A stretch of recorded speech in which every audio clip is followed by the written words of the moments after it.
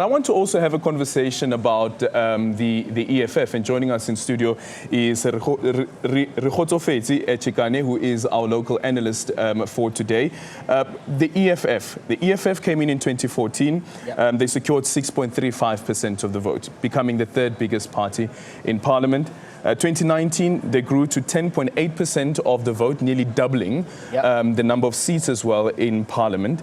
2024, of course, some of the results still outstanding, and listening to what Granville had to say there about the metros and the results from the metros still outstanding. But what is the story of the EFF? Yeah, so for the EFF, outside of the big story that the ANC, is not going to get their 50%, I think the EFF are the second biggest losers from this election. The EFF came into this election really emboldened with the idea of becoming an official opposition, and if not, becoming a lot closer to the DA.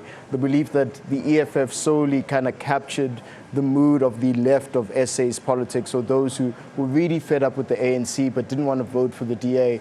The young, the most marginalized, the poor, those who are poverty-stricken, they really wanted to be the voice of the voiceless in society.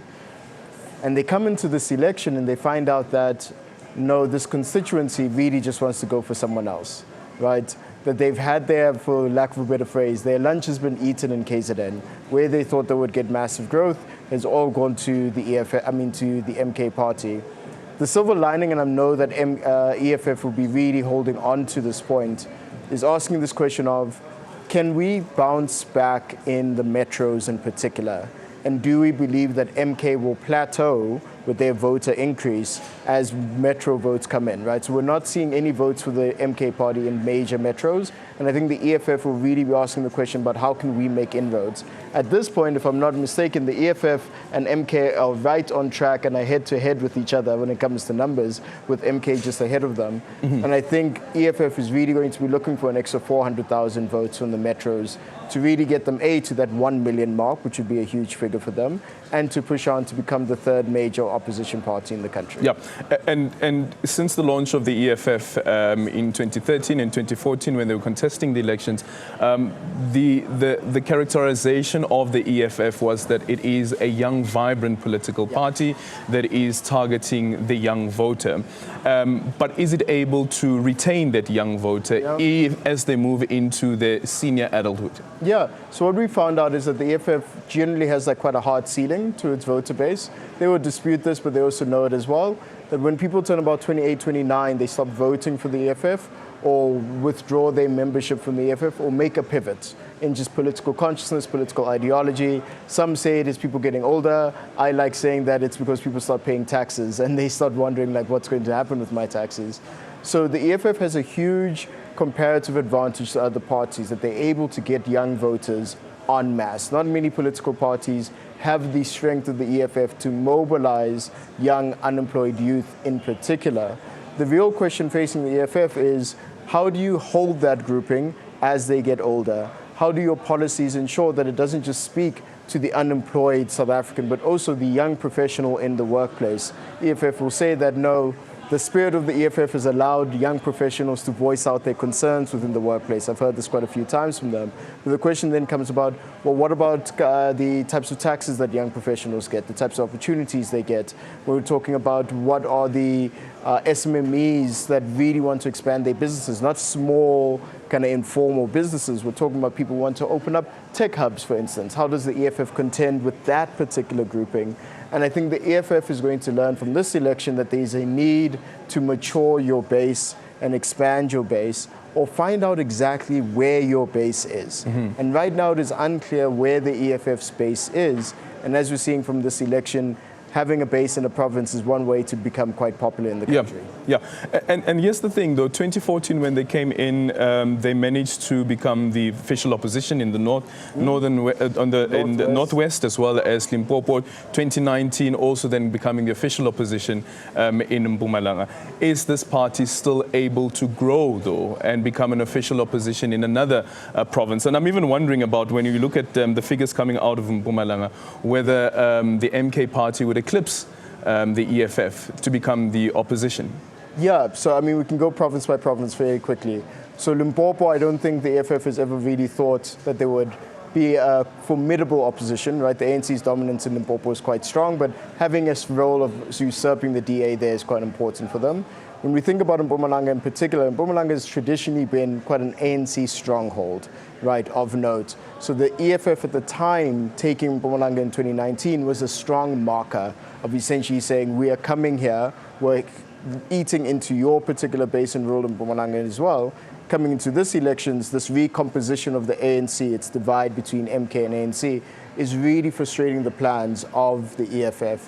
When it comes to the Northwest, they should still be the official opposition. I think they've kind of entrenched themselves in that position. The question then becomes, the EFF came into this election saying, give us a chance to govern. Give us a chance to show you that we can lead a province. That has been the EFF's mantra over the last 2 years. A government in waiting. A government in waiting. Yep. That we aren't just radicals, we're not just shouting, that we have experience. And they've been touting it's the city of Rekgotsofetse in particular as an example of this. So to not get this opportunity during this election puts into question about EFF, what is your plan now for the next 2 years going to local elections and your next 5 years going to national elections? Are you still representative? Do you still represent the youth vote? Do you still represent the idea of a left-wing organization in the country that is ready to govern? Or are you just another opposition party like UDM or the IFPs of the world? Yeah. And that's an existential risk for them. One of the key election factors going into these elections, of course, there was the economy, corruption, but also foreign nationals. And the EFF has been quite clear with their open border policy. They've gone out to explain exactly what they mean by that it's not going to happen immediately, but this is a vision that the party has. And when you look on social media and even listen on the radio, some people would say that I don't want to vote for the EFF because I feel like the EFF is not putting quote-unquote South Africans first. Yeah. You look at the Patriotic Alliance and how they have been hampering on this particular campaign point around foreign nationals.